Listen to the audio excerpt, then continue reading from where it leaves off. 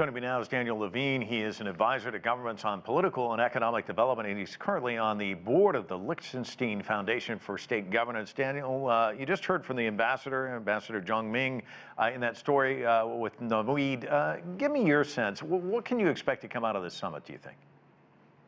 I believe that the point what we really want to come out of the summit is actually a reversal of the counter trade movements and the protectionist trends that you're seeing right now, because they're going to be extremely harmful to the recovery out of this pandemic. We're seeing, and this is a trend that actually started in 2008 in countries not just in Europe, but you saw it very much in the UK and the US with Brexit and election Donald Trump, the anger out of the financial crisis of 2008 that led to very protectionist policies in these countries that have hurt global trade. And if that cannot be reversed, then the recovery from this pandemic is going to be even more painful than it already will be.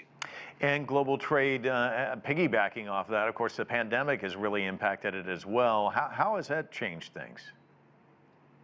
I think generally what we're seeing in the course of the pandemic is you see some humanitarian sharing, some medical sharing among countries, certainly not nearly enough to coordinate vaccine development, for example.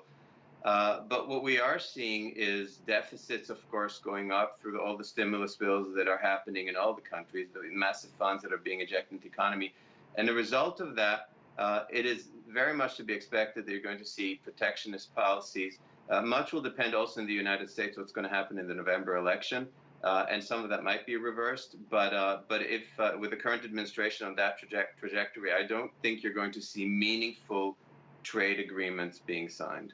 The United States foreign policy has been pretty direct with regards to European countries, basically saying, you have to pick between us and not China.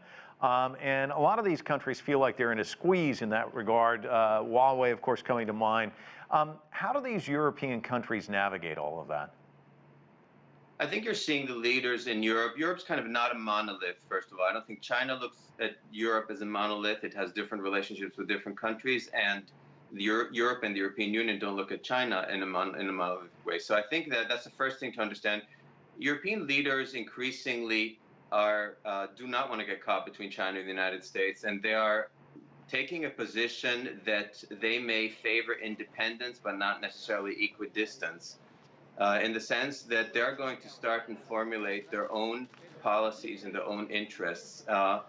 I think that Europe is unwilling to also get caught in the technology Cold War between China and the United States that's emerged in the Huawei case.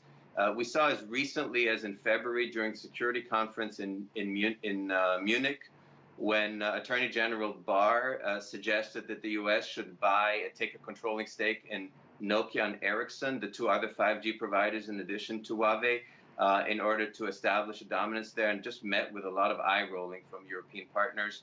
And so this year, either with us or against us attitude that the U.S. has shown vis-a-vis European countries has backfired in most places. Now, the UK is an interesting example because just as recently as February, Boris Johnson was of the view that Huawei should be included in the UK's 5G development. Since then, Downing Street has met a lot of headwinds also from its own party, and is now moving towards phasing out Huawei over a 3-year period. So it's really hard to tell, but I believe that also because of the interconnected supply chains in 5G, sooner or later there's going to have to be an agreement to actually share that market.